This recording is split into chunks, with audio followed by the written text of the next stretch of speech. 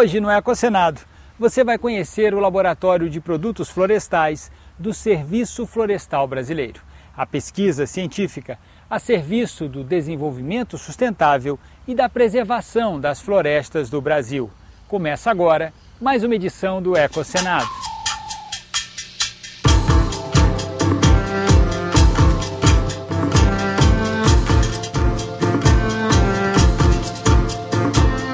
O Laboratório de Produtos Florestais está instalado na sede do IBAMA, em Brasília. Logo que chegamos, fomos recebidos pelo engenheiro florestal Varlone Martins, chefe do laboratório, que nos contou um pouco da história do Centro de Pesquisas, hoje vinculado ao Serviço Florestal Brasileiro. O LPF foi criado inicialmente para caracterizar madeiras pouco conhecidas da região amazônica. Naquela época era bastante interessante isso, porque nós tínhamos poucas espécies comercializadas e interessava ao governo, com a exploração no norte do país, aumentar o número de espécies comercializadas e conhecer essas espécies de madeira, saber para que elas serviam. Em 1989 foi criado então o IBAMA e o LPF foi incorporado ao IBAMA como centro especializado em pesquisa e desenvolvimento de produtos florestais. O Laboratório de Produtos Florestais, como eu disse, ele iniciou fazendo pesquisa de caracterização tecnológica em madeiras pouco conhecidas. Isso era o carro-chefe da pesquisa do laboratório. Mas com o tempo, ele cresceu e diversificou as pesquisas. Ele passou a fazer pesquisa em energia da biomassa, pesquisa com extrativos, a identificação de estruturas com potencial farmacológico e cosmético. Nós passamos a trabalhar com não madeireiros, onde incluímos bambu, a caracterização tecnológica também de bambu. Bom, hoje nós estamos dentro do Serviço Florestal Brasileiro, né? E a função do Serviço Florestal Brasileiro é a utilização sustentada das florestas. E esse tipo de trabalho que o LPF realiza, ele vem exatamente ajudar a promover o uso dessas espécies. No Laboratório de Anatomia e Morfologia, primeira parada da nossa visita, conhecemos as características que permitem diferenciar as madeiras, um estudo fundamental para a conservação e o uso adequado das espécies. E nós vamos conversar com a Vera Coradim, que é bióloga e coordena aqui o laboratório. Vera, que tipo de atividade é desenvolvida aqui neste laboratório? Bom, nesse laboratório de Anatomia e Morfologia, a gente faz análise das características gerais das madeiras e de suas características anatômicas. Isso consiste em vários tipos de análise. Em primeiro lugar, a gente analisa aquelas características que são observáveis com os nossos sentidos. Primeiro, com os olhos.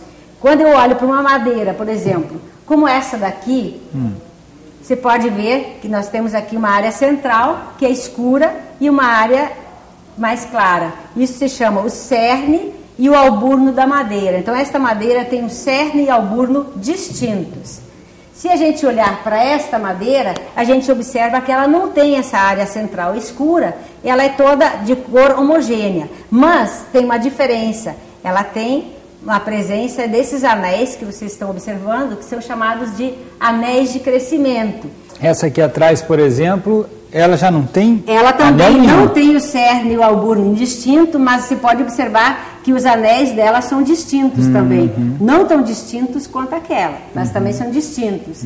Já essa madeira aqui, que é o angelim rajado, também não tem distinção de cerne e alburno. E vocês podem observar que ela tem os outros tipos de desenhos. Então, desenho da madeira, a cor da madeira, a diferença do cerne e do alburno, a presença de anéis de crescimento, todas são características que são chamadas de caracteres gerais da madeira e eles são muito importantes para se indicar uma madeira para um determinado uso. Uma outra característica que também é muito importante para ver a qualidade da madeira é como ela parte quando você corta ela, exatamente. Por exemplo, esta madeira daqui, vocês viram que ela partiu, ela não foi cortada, ela foi partida. Ela partiu reto, isso a gente chama de grã direita. Já esta madeira aqui, ó, como é que ela partiu? Ela partiu com ondulações na sua superfície. Esse tipo de ondulação é uma característica muito importante, por exemplo, para madeiras de instrumentos musicais. essa que parte ondulada, ela é boa para instrumentos musicais? Sim, elas são madeiras muito procuradas pelos luthiers para fazer instrumentos musicais, porque a sonoridade dela é melhor. Uhum. E, por exemplo, aqui parte reta, ela é mais dura, mais resistente, seria isso? Ela tem uma resistência melhor do que as que partem dessa forma aqui, irregularmente. Mas é lógico que não é a única característica que importa para a densidade ou a resistência da madeira. A grã é uma das características, e depois tem outras características, como a densidade da madeira, que também vão ser muito importantes. Depois que a gente passa a análise de características gerais, que a gente não necessita de equipamentos, a gente passa a observar características que são observáveis com uma lupa de 10 vezes de aumento. Então, a gente olha aqui, nessa superfície, a gente analisa a superfície tangencial, que ela é paralela aos anéis de crescimento, e a gente também analisa a superfície radial. Então, com essas análises, a gente faz a caracterização macroscópica da madeira, tá?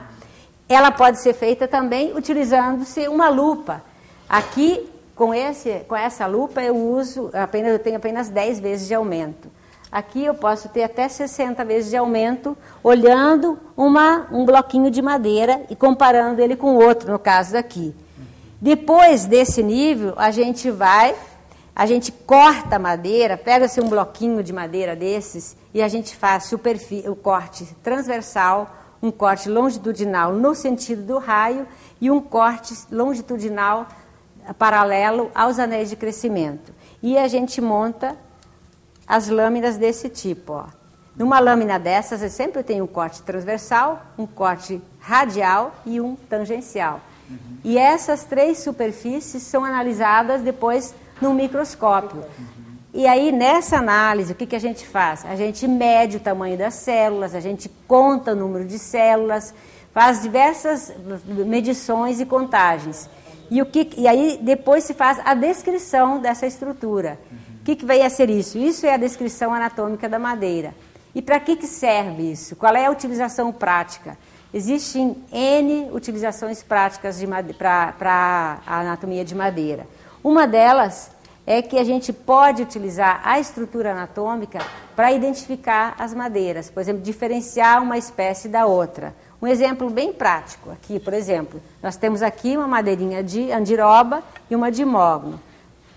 A cor é praticamente igual, a densidade muito próxima, o desenho dela, né, tudo é muito semelhante.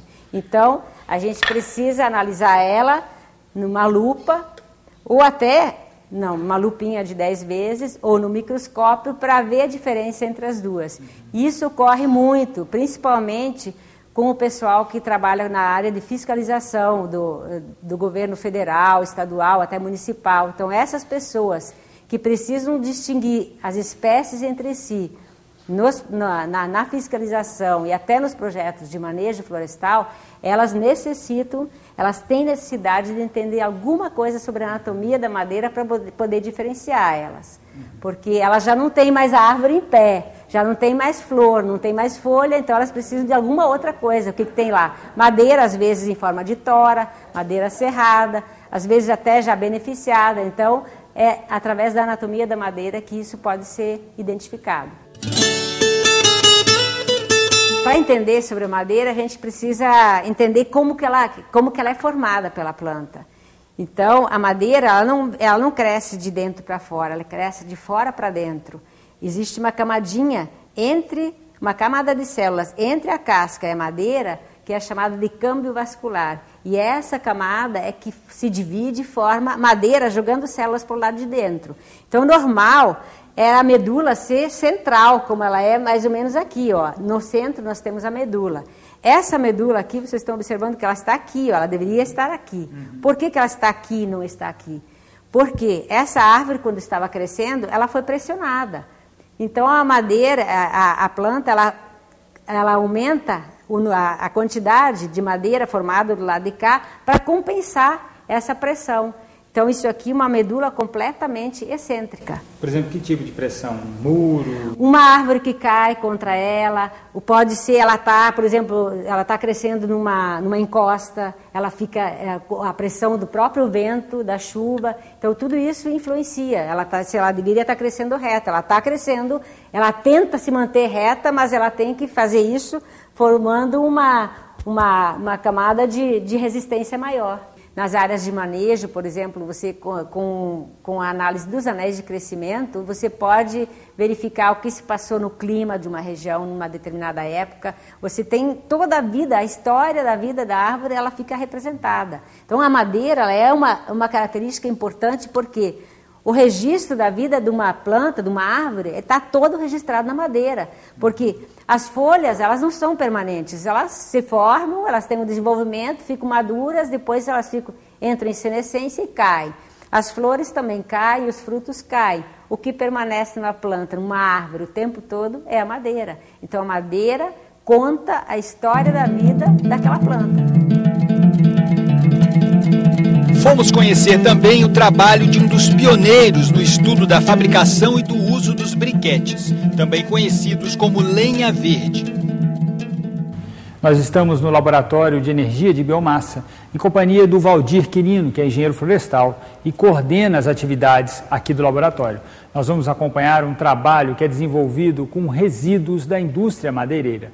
Valdir, explica para a gente esse trabalho, essa pesquisa, o que é feito? Nós estamos estudando a possibilidade de valorização energética de resíduos de biomassa através de processos de compactação. Quando nós fazemos o processamento da madeira, dos troncos de madeira, nós geramos uma quantidade considerável de resíduos, que normalmente criam problemas ambientais, pela sua colocação inadequada no meio ambiente. Só que nós podemos fazer aproveitamento desses resíduos. Uma das maneiras é pegando esse resíduo, homogeneizando e compactando, obtendo o que nós chamamos de briquetes.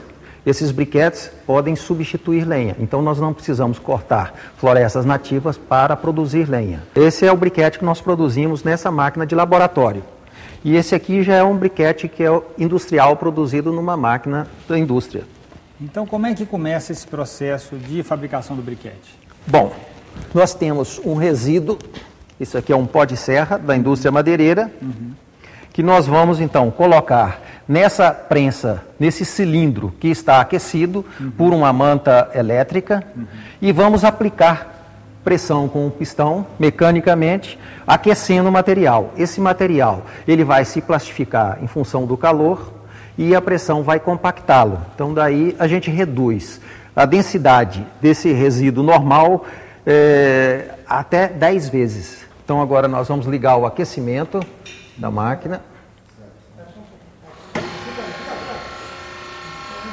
Nessa pesquisa nós vamos testar agora diferentes resíduos. Normalmente os resíduos vêm misturados, né? Então por isso é que a gente faz a caracterização de todos eles, porque é difícil, principalmente se a gente pensar em madeira tropical, numa serraria que processa várias espécies de madeira, seria difícil afirmar que esse sempre tem uma quantidade misturada, por isso a gente faz a avaliação. Ele é fruto da própria diversidade, né? Ele é fruto da própria diversidade da exploração florestal. E eu estou acompanhando a temperatura aqui em cima, que eu estou aquecendo o material, e aqui embaixo eu estou acompanhando a pressão que eu estou aplicando. Dependendo da pressão que necessito para obter um bom briquete, ou seja, um briquete estável, que não se desmancha com facilidade, tem resistência, eu sei se o material é fácil de compactar ou não. O que eu preciso é amolecer o polímero responsável pela estrutura da madeira, que é a lignina. Então eu amoleço a lignina, eu plastifico a lignina e aplico a pressão.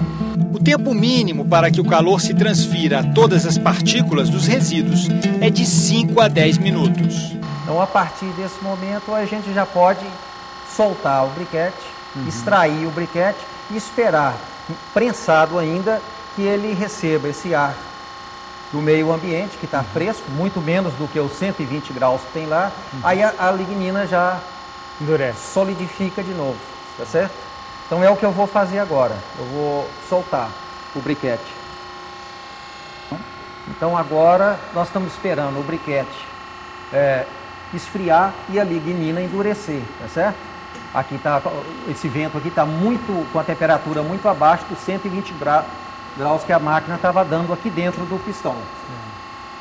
Então nós vamos esperar um pouquinho ele resfriar e nós vamos aliviar toda a pressão. Ele está com uma certa pressão aqui ainda, ó. Tá vendo? Ele não liberou toda a pressão.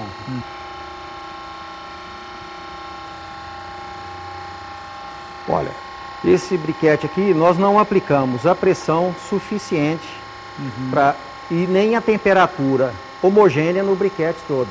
Nós fizemos fora do centro de aquecimento do material.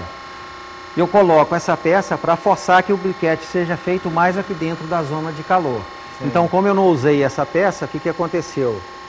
Ele quebrou. Então, ele não foi aquecido homogeneamente. Então, aqui nós temos exemplo de vários resíduos que nós podemos utilizar para fazer os briquetes. Aqui eu tenho um briquete maior, feito de bagaço de cana. Ele é maior porque a máquina também é de maior produção. Uma máquina dessa normalmente chega a 1.500 a 2.000 quilos-hora. Essa produção vai variar de acordo com o resíduo. Aqui nós temos um briquete já de serragem de pinos, né? Por isso que o briquete é mais claro.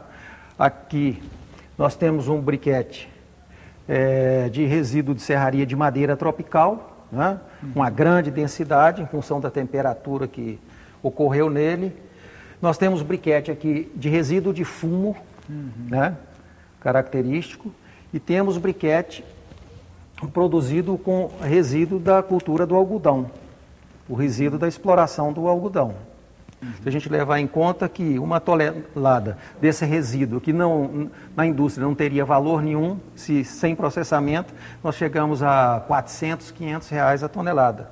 Agora, esse resíduo, quando ele não é aproveitado, é descartado, ele também representa um problema de meio ambiente também? Ambiental. Se ele depositado inadequadamente no meio ambiente, ele vem contaminar o solo, acidificar o lençol freático, ele vai fermentar produzindo gases nocivos, altamente nocivos à atmosfera, que é o gás metano. Né? Então tem vários prejuízos se não colocados adequadamente em lugar, o que não acontece nunca. Né? A ideia no mundo inteiro hoje é a gente utilizar cada vez mais biomassa, que é um combustível renovável, e um ciclo fechado sem emissão de CO2, acrescentar CO2 à atmosfera.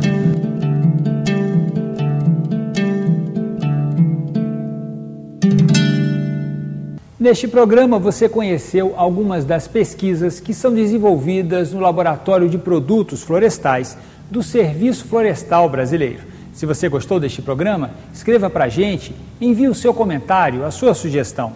Você pode entrar em contato conosco pelo telefone 0800 61 2211 ou então por um formulário que está disponível em nossa página na internet. O endereço é o www.senado.gov.br/TV.